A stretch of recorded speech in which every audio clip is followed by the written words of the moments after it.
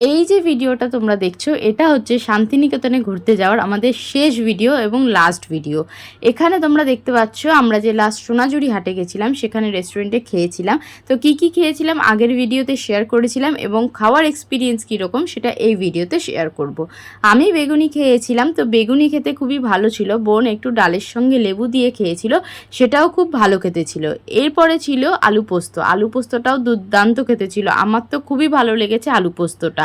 আলু পোস্তর পরে বোন খেয়ে নিল আলুর তরকারি, যেটাও খেতে খুবই ভালো ছিল। এরপরে আমরা নিয়ে নিলাম কাতলা মাছ, যেটা অর্ডার করেছিলাম। বিশাল বড় কাতলা মাছের পেটিটা পড়েছিল বোনের পাতে, তো সেটাও খুব দুর্দান্ত, একদম ফ্রেশ মাছ ছিল এবং দুর্দান্ত খেতে ছিল। এরপরে আমরা খেয়ে নিলাম চাটনি আর পাঁপড়।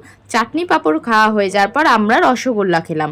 এরপরে আমরা একটু সোনাঝুরি হাটে ঘুরে নিয়ে আমরা তাড়াতাড়ি করে ট্রেনের উদ্দেশ্যে যাত্রা করে নিলাম। তো তোমাদের কেমন লাগলো অবশ্যই জানিও।